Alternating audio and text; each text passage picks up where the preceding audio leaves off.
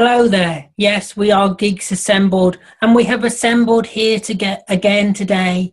And this time, we're going to jump aboard Moya. Yes, Moya, for the very first episode of Farscape. Let's start off with Craig. What does Craig have to say about the very first episode? Well, I love the Farscape series and the Peacekeeper Wars and everything. As the series progressed, I mean, it just got better and better. The concept is what I really like. It's such a clever concept. The fact that he was doing a secret mission, got sucked into this wormhole thing. It was just really, really, really good idea. I love these Aussie productions. I love how it's just the set designs. They have a really organic feel that you would only really get watching Terror of the Zygons in Doctor Who, to do with interiors, or Lex, or I don't know if that's Australian or South African, but I just really, really love their set designs. And the fact that the spaceship is alive, and I mean, it's just really cool. My favourite character is and I've forgotten her name again, because I call her the prostitute alien, but I shouldn't really say that, but that's what she was. I love the chemistry between the characters. I love the especially between John and Crichton, and that love relationship. Not love, but well, it was just brilliant. So, and I'm gonna give it a 10 because I like it so much. A 10. Thank you, Craig. Now let's go over to Susan. Go ahead, Susan. I'm like I've said, I've only watched random episodes of Farscape. I watched it to discover about Ben Browder and Claudia Black after I watched the entire Stargate series, and I really like Claudia Black and her chemistry with Michael Shanks, but in this one I like her chemistry with Ben Browder. I knew that was really where she drew from for her later work on Stargate. It was beautiful. It's a really cool show. I like that they open up the shuttle bay doors to release the super ship.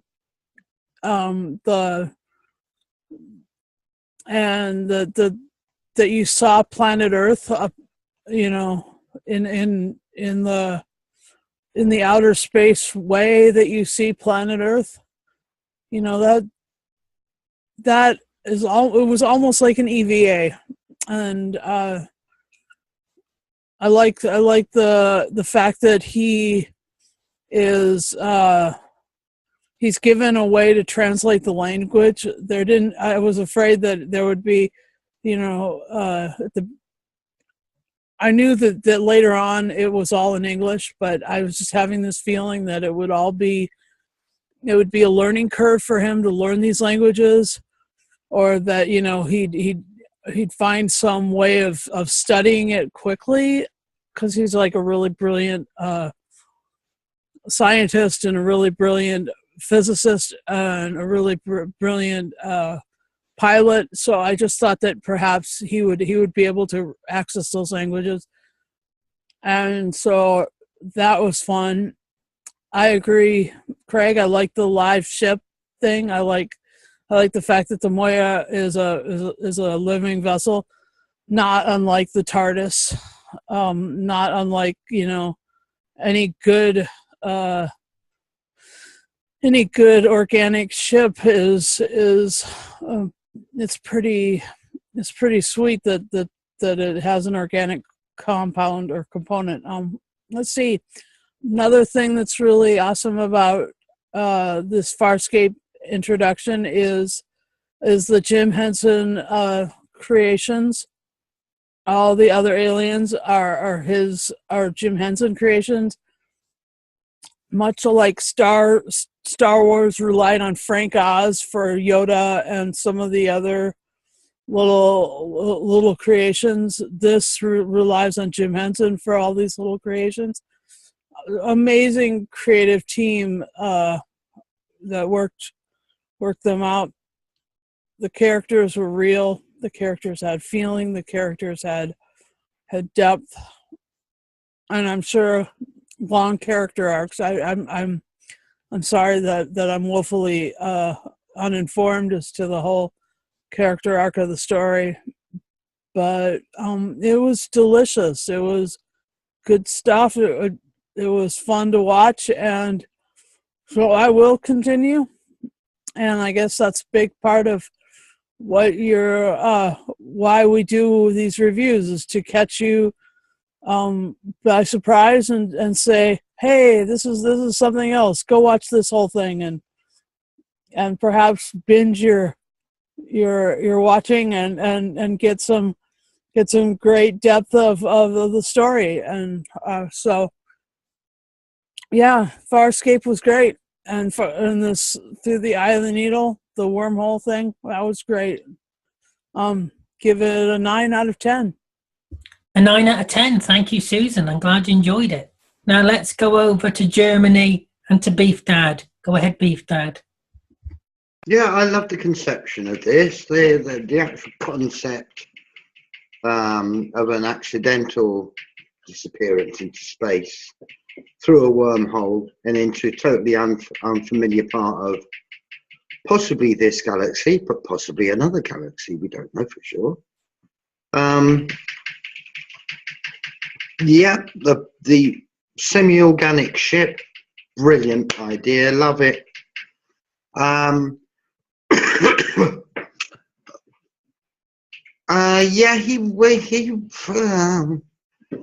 Ben Browder as John Crichton, he's okay. He does a reasonably workmanlike job of it all.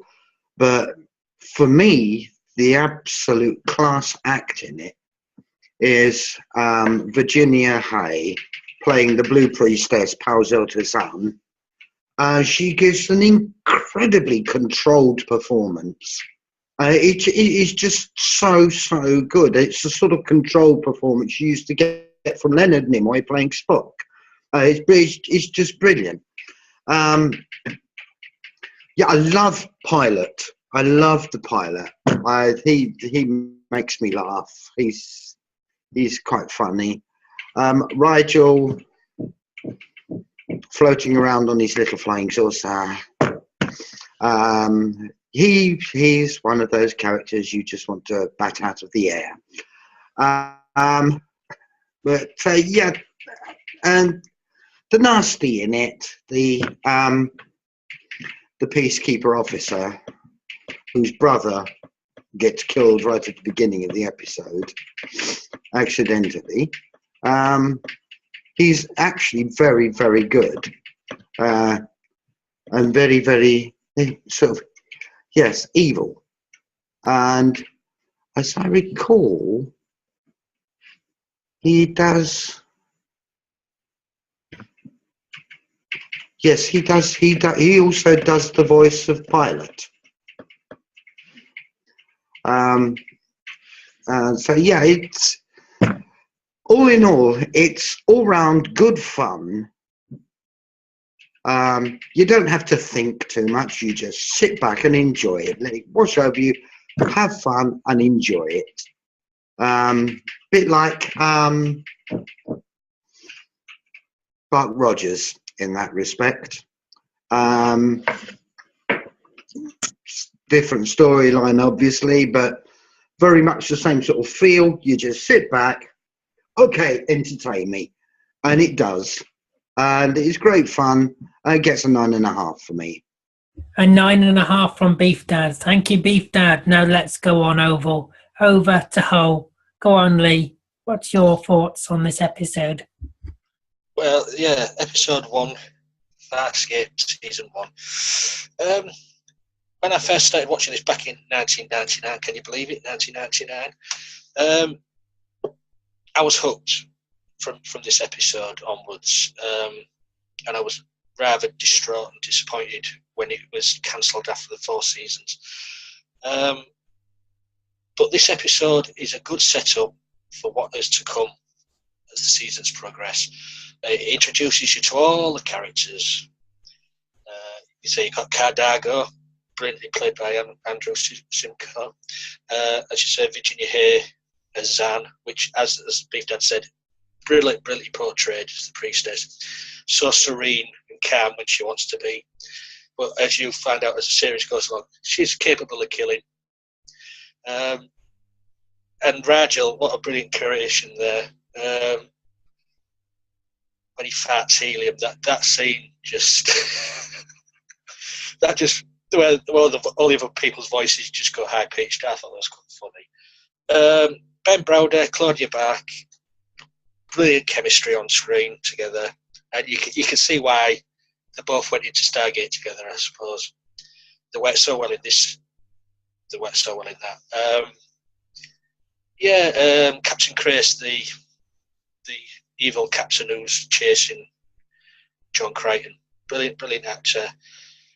He oozes evil. And as Beef Dad said, he also does voice Pilot, which you can't really tell.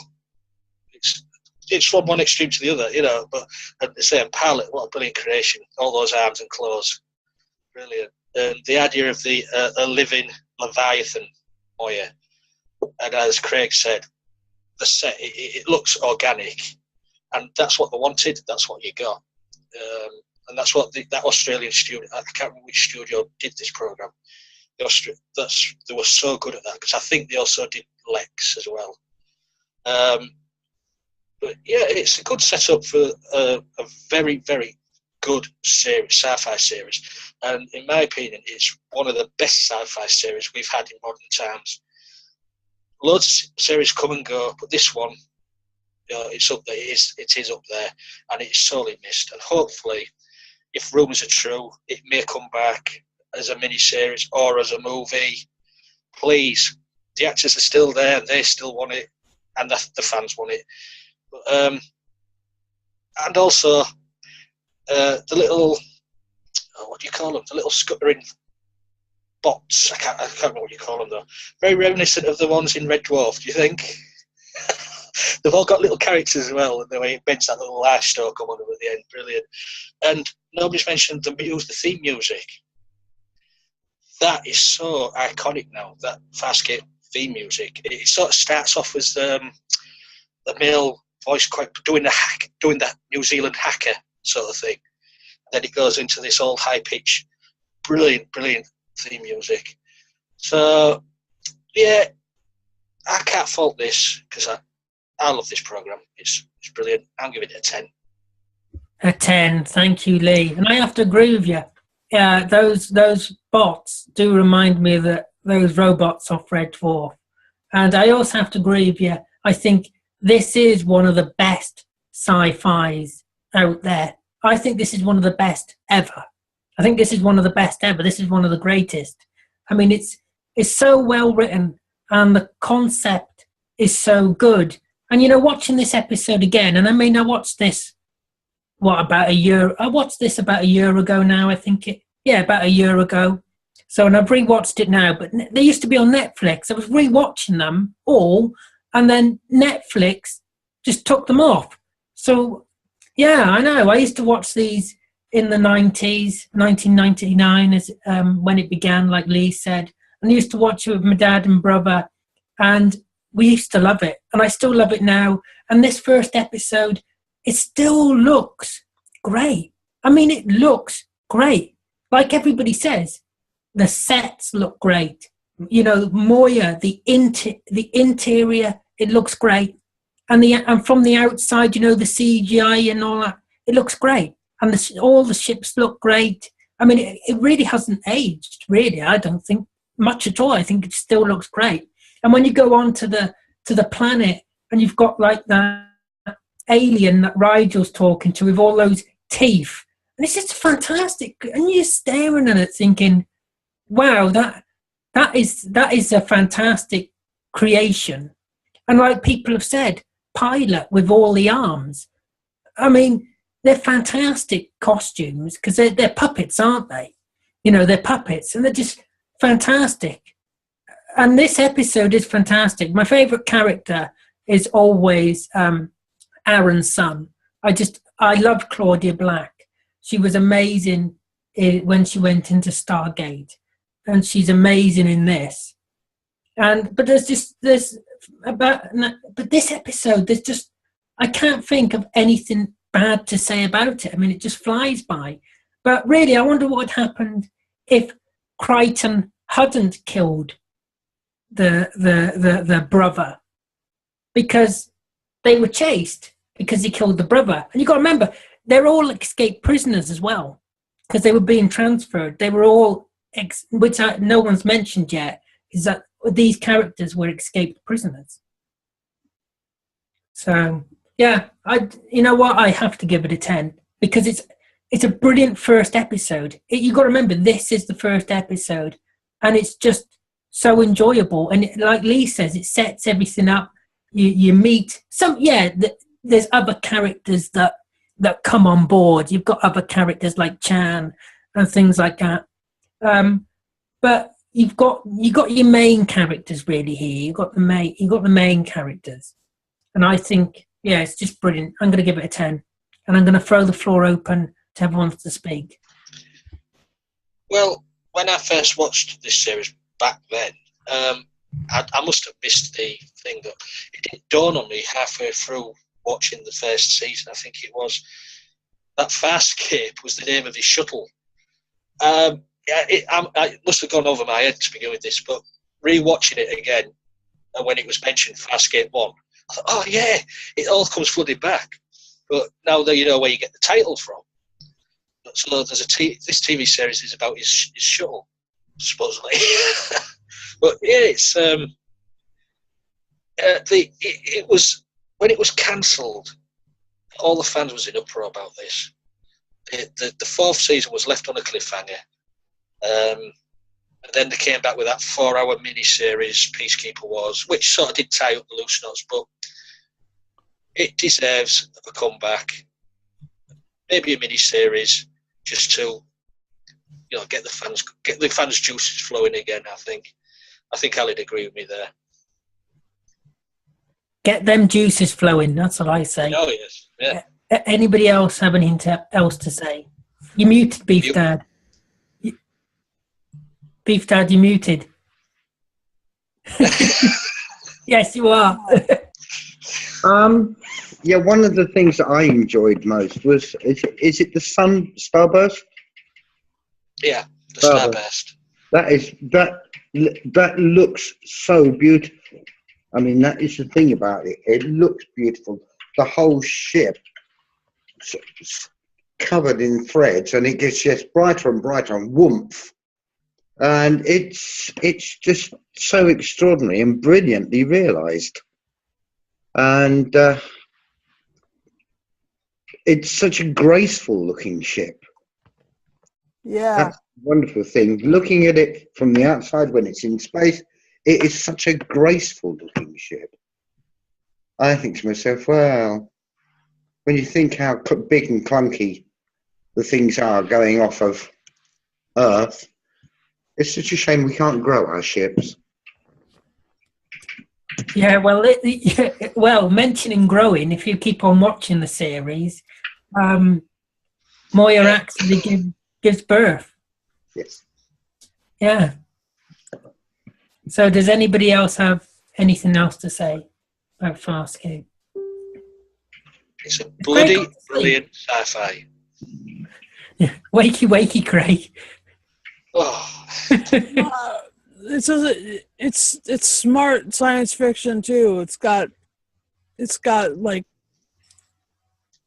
a political quotient and a sociological component, and it's got a really sweet like pseudoscience in it. So good smart show.